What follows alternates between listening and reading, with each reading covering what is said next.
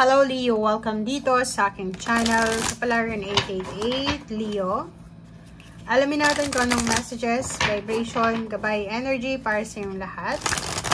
At ay general reading, money, career, financial reading para sa lahat ng Leo friends natin na nanonood sa buwan ito, sa buwan ng February 2024. Okay Leo. Comment down below. Okay, if makaresonate ka. First card. Number 8.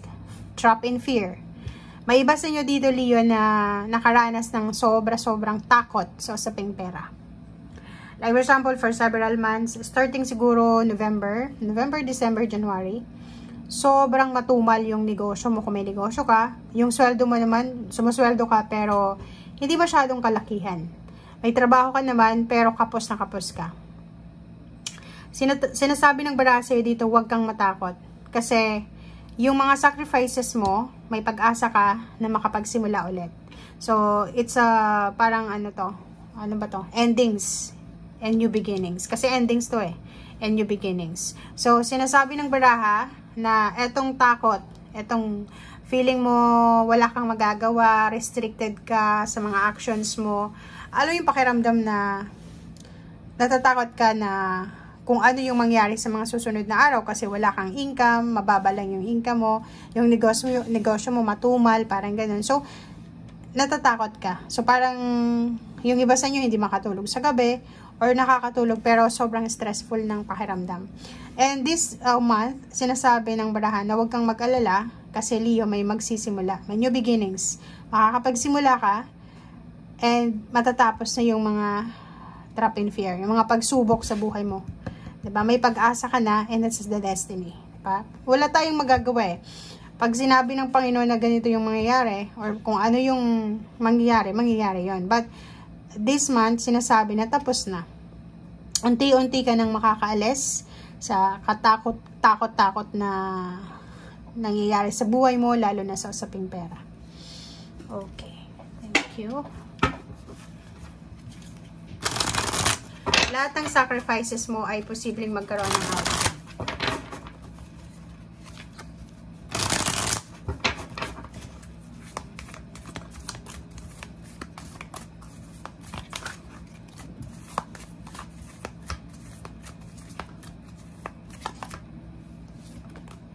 Okay, Angel of Love.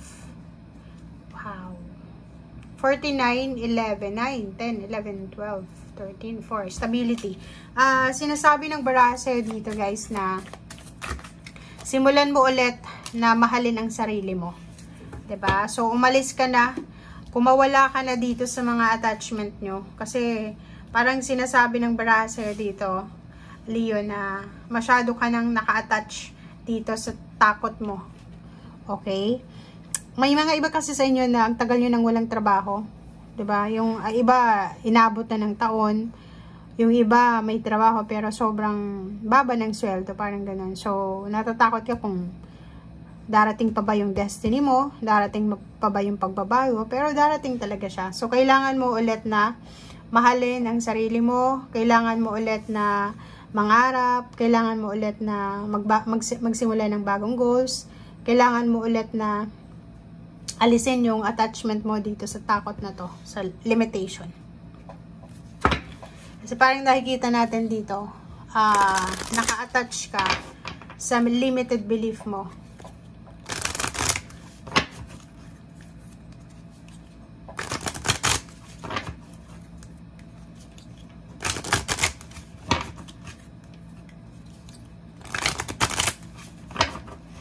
Tingnan mo to, problemado siyang problemado. Parang nasa kulungan, 'di ba? Marami kang gustong gawin, pero hindi mo magawa. But now, sinasabi ng end na to. Wow! So, nandito yung spirit guides mo. Ang galing na ito, guys, So, sinasabi sa'yo dito ng spirit guide mo na you are guided. You're guided, you are protected, you're blessed. So, wag kang matakot. Naawa sa'yo yung mga guides mo. Sobrang awa yung nararamdaman nila para sa'yo. Comment down below. May mga mahal ka sa buhay sigurong nawala na dito sa mundong ibabaw. Sila yung naging guides mo, sila yung naging helpers mo. And ngayon is parang nakikita nila yung mga pagdurusa mo, yung mga sacrifices mo, nakikita nila yung mga sleepless nights mo. Yung iba dito, umiiyak sa gabi. Yung iba, hindi alam kung anong gagawin. So, naawa sa'yo. Naawa sa'yo yung spiritual helpers mo. Kaya, tutulungan ka nila para makaalis din sa situation.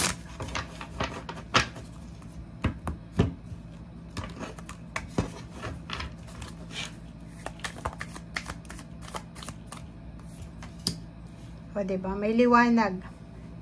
Andito na yung liwanag, Andito na yung liwanag and choices.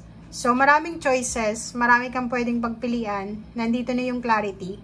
Kung dati ay sobrang feeling mo, parang ang dilim, ang blurry ng situation, ang dilim ng paligid mo, hindi mo alam kung saan direction ka papunta. Wala kahit crossroad 'di ba? Mas maganda pa nga may crossroad kasi nakikita mo na may choice ka sa left or right.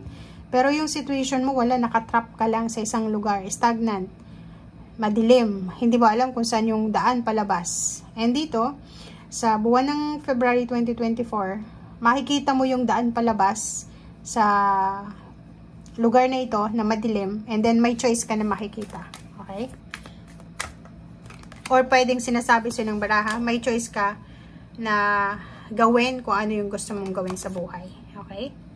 So, eto din, may hangman dito and may mga confusion. Sinasabi ng baraha sa'yo dito na kailangan mo nang tapusin yung mga confusion mo sa buhay.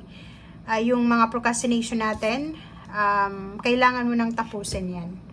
Okay? Huwag mo nang patagalin pa. If ever man na maraming pwedeng biyaya na i-offer sa yung universe, pero nahihirapan kang tanggapin kasi iniisip mo, naku, hindi yan para sa akin, hindi ako bagay dyan, ganito ganyan. Itong sinasabi ng baraha,